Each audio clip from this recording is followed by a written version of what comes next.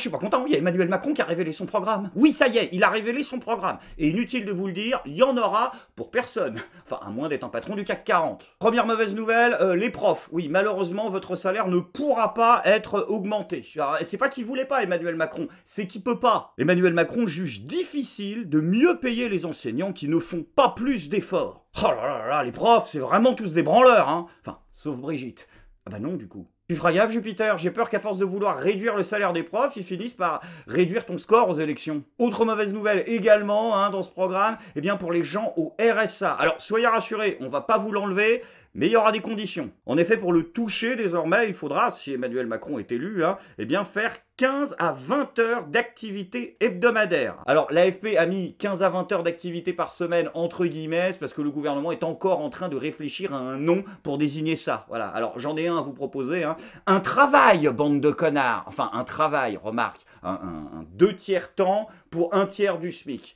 Ils n'ont pas tort, il faudra peut-être trouver un autre nom. Après, soyez rassurés, cette réforme a bien évidemment été totalement critiquée, y compris par des membres du gouvernement, à l'image de Marlène Schiappa, qui a vivement dénoncé cette mesure, hein, en 2016 par contre. Voilà, c'est ça le petit souci. Tu sais, Emmanuel, je suis pas sûr que ce soit forcément un projet de société très viable de remplacer les profs, les infirmières, les flics, les pompiers par des hordes de stagiaires au RSA. Mais non, mais tu les connais, les stagiaires, tu sais comment ça se passe, hein, le premier jour de boulot, alors ça, forcément, ils arrivent, costume, cravate impeccable, hein, puis à la fin de la période d'essai, bim, ça y est, c'est le grand n'importe quoi. Et je suis pas sûr non plus que ce soit avec ce genre de réforme que tu réussisses à avoir les jeunes de ton côté. Alors ça, c'est sûr.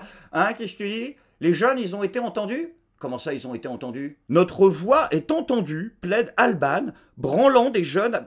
Ah, putain, non! Plaide Alban branlant des jeunes avec Macron, mais la virgule, merde! Ah oui, vous ne faites définitivement aucun effort! Franchement, mais comment on peut être jeune et voter Emmanuel Macron, quoi? Moi, j'aimerais bien les voir, hein, ces jeunes-là qui vont coller des milliers d'affiches, les jeunes avec Macron un peu partout dans toute la France. Ah bah non, bah finalement tout s'explique. Et d'ailleurs, puisqu'on en est à parler des retraités, bah ils auront de moins en moins de temps pour coller des affiches, puisque Emmanuel Macron, hein, a regretté que la réforme de la retraite n'ait pas pu être menée à son terme à cause du pangolin. Hein. Donc du coup, bah il a souhaité, eh bien, augmenter l'âge de départ légal à la retraite. Attends, par contre, c'est lequel d'Emmanuel Macron qui a souhaité augmenter l'âge de départ légal? Le premier ou le deuxième? Allez-vous retarder l'âge légal de départ de la retraite? Oui, la réponse est 65 ans, vous l'avez dit. Franchement, ce serait assez hypocrite de décaler l'âge légal.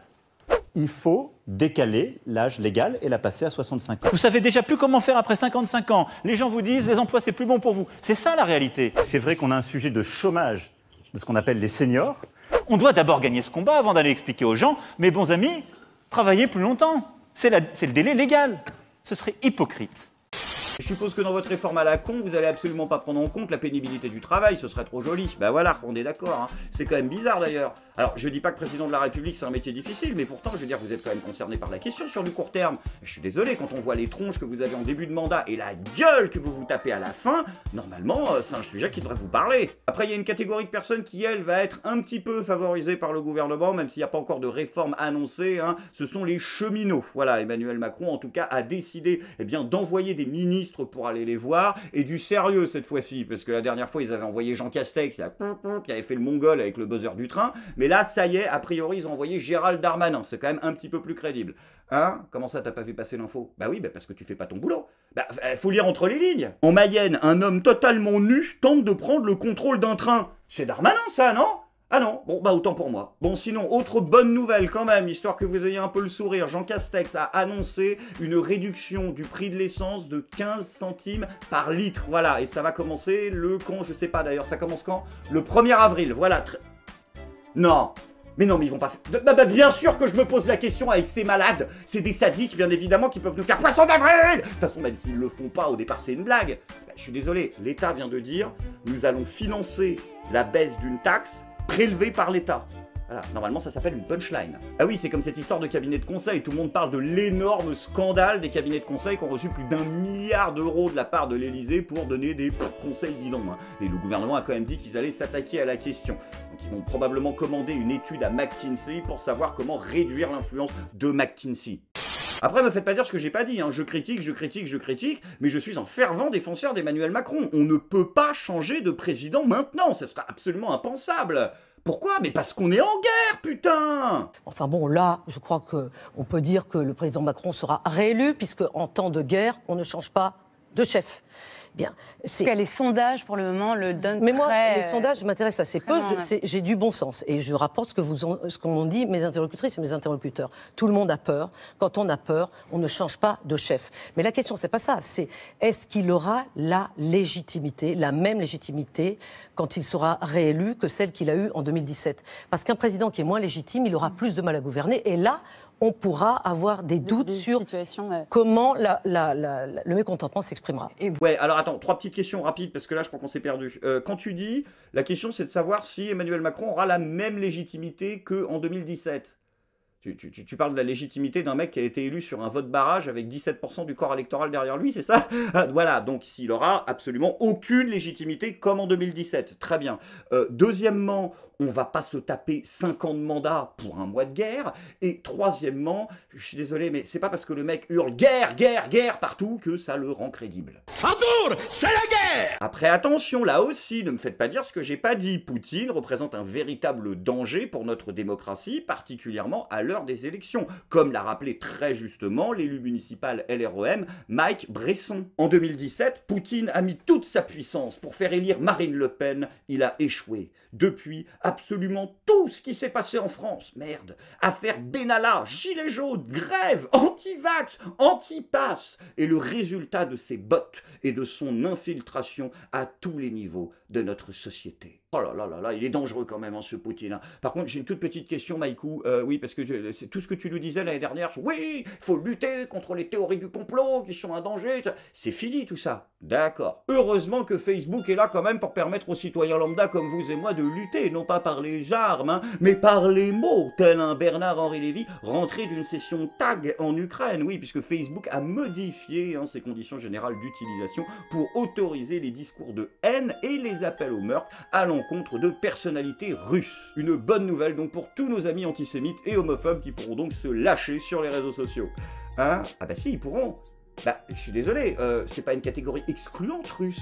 Donc on peut très bien être russe et juif. On peut très bien être russe et homosexuel. On peut très bien être russe, juif et homosexuel. Ça va pas être facile tous les jours, mais tu peux. Donc au bout d'un moment, vu que vos CGU, elles interdisent les propos discriminants à l'encontre des homosexuels et des juifs, on fait comment, bande de cons?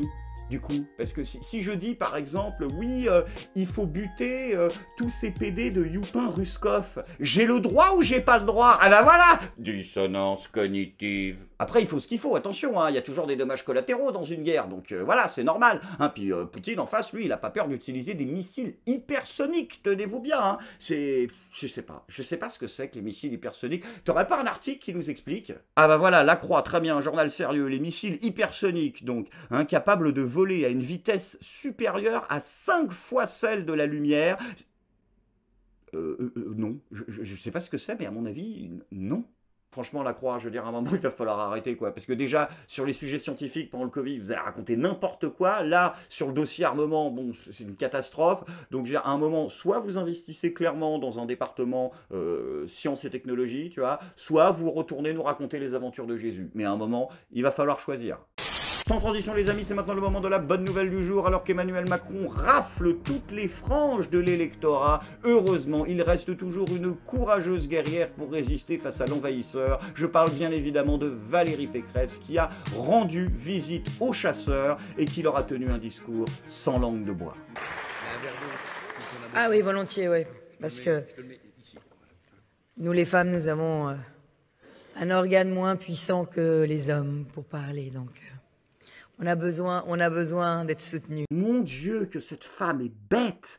Elle arrive à la fois à tenir un propos sexiste et sexuel. Valérie, ça n'a rien à voir avec la constitution de la femme. J'ai eu une excellente prof de théâtre qui était capable de tenir 4h30 sur scène sur du Shakespeare sans boire une gorgée de flotte. Tu vois, le truc, c'est juste d'apprendre à respirer avec le ventre et à réfléchir avec sa tête aussi. Valérie, écoute-moi, tu ne pourras jamais être reine de la France avec le QI d'une rainette. Je suis pas content!